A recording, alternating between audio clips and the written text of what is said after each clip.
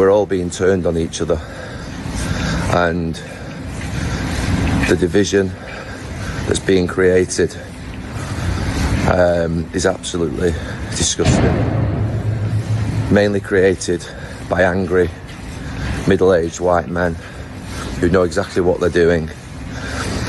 Funnily enough, on one of my development sites last week, there was a Union Jack flag put up, and I took it down instantly. And some people might be watching this and thinking, well, Gary, you're not very patriotic. I played my country 85 times. I love my country. I love Manchester and I love England. But I've been building in this city for 15, 20 years, and there's no one put a Union Jack flag up in the last 15 to 20 years, so why do you need to put one up now?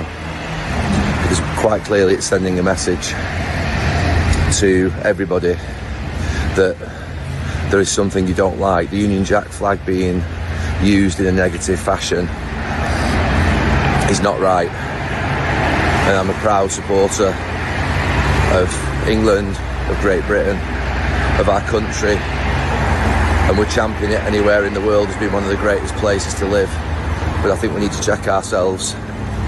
We need to check ourselves and sort of start to think about bring ourselves back to a neutral point, because we're being pulled right and left, and we don't need to be pulled right and left at all. Welcome back, Reds fans. So this is not just an English football topic. This is a global topic right now. And it's responding to, of course, Gary Neville, who just came under controversy for comments he's just made in the last few days. And I think what Gary, this millionaire footballer, fails to understand is what many people fail to understand, right?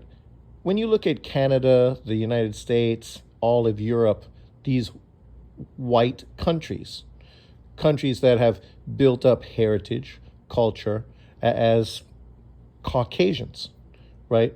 Most of them Christian. And now with the influx of immigration over the last 2 decades, to a point where now social media and the media itself are creating this civil war or religious war, Christianity versus Muslims, going back to the old ages, right? And Gary's blaming middle-aged white men.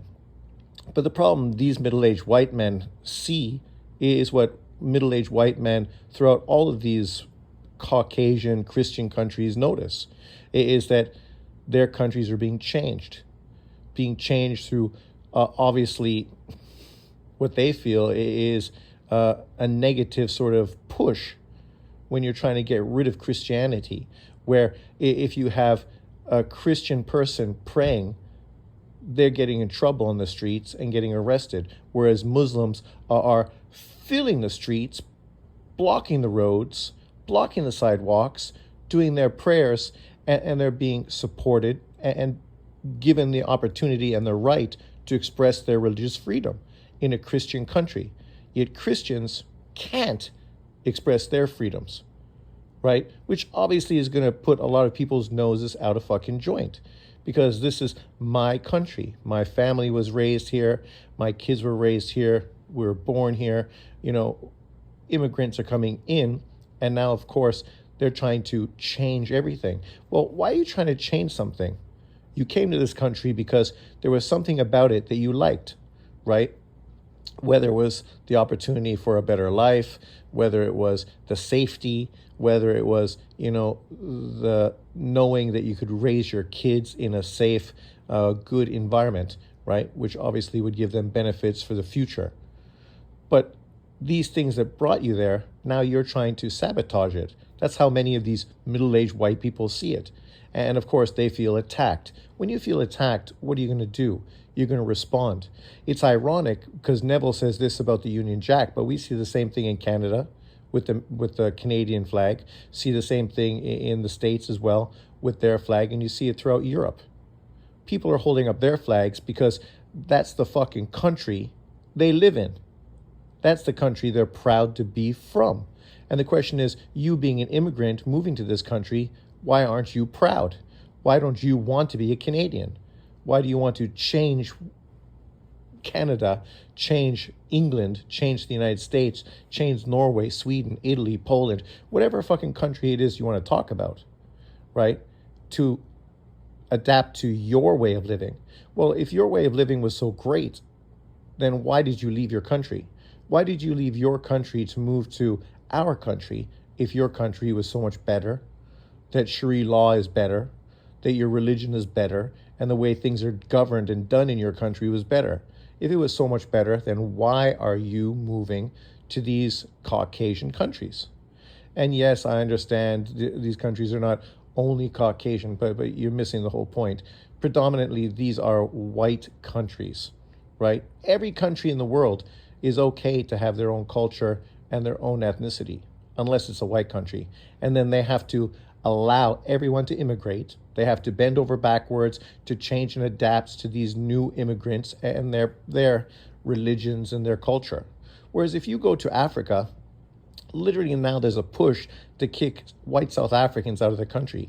Yet white South Africans have been in that country for 400 years, many of them before a lot of the black tribal cultures actually even moved into those areas where they are. When they moved in and took over lands, there was no people living in those lands. They were not lands where they kicked somebody out. They were empty lands in southern Africa, which didn't have a lot of people, except, of course, the indigenous tribe, which was mostly, people who migrated with the animals and the weather and things of that nature. So they didn't have towns or anything built up. So when they moved there, they moved to lands that were available. They didn't kick people off the lands. They took lands and then they built up from there. And 400 years later, they should get kicked out. But yet, aren't these immigrants doing the exact same thing the white Boer South Africans did? So why are we heralding immigrants from Africa, from the Middle East, from Asia, to come to North America and Europe and changing their culture? But then we're so indignant when we talk about countries like Africa, where there's white people that live in it. See, the problem is what people aren't noticing. This is a real push against white Caucasian people as a whole. Neville is too insulated. He's rich, he lives in a community, obviously millionaire, has everything good, so much so that he has a construction company. This is his reaction to normal people, the people that work with him. And yet these people are struggling day to day to survive and take care of their families, unlike him. And yet he can't understand that they feel threatened. And Gary could feel threatened. The point he makes about everybody being pulled apart and how the media and social media is creating this negativity. That's all true, right? But that's coming from all over, from every perspective, right? You got the liberal people that are being told that everyone that disagrees with them is a racist and a fascist and a Nazi. And then you got all the right people that are being told that all the liberals are fucking transgendered, fucking mental cases, and this is the kind of media thing that's being pushed to divide and conquer the people as a whole. And Neville should understand that. His statement basically is attacking, the majority of the people in the country, right? The strong backbone to England, to the UK, is that middle-aged white male. And he wants to put all the blame on them, even though all they've done is what they've always done: work, take care of their families, and try to support their country, right? Support him playing for England, support the team, support the country, support the Queen. But now, of course, they're feeling attacked within their own country, and the government doesn't care. Rich fucking wankers like, this guy don't care. And all they do is feel that they're being attacked from all fronts. Then you look at social media and Muslims are attacking them, telling them that they're going to take over the country, that Sharia law is going to be fucking implemented, right? That this is no longer your country, it's going to be our country. Literally, those are the kind of statements you see from Muslims all over social media. And is that the majority of Muslims? Of course it's not. But that's what's being used to create this hostility. But yet Eubank wants to, again, do what? Point fingers at white middle-aged Americans, males primarily. And the reality is, the only thing keeping him out of that conversation is the fact that he's got millions of dollars, unlike the majority of the people he's attacking.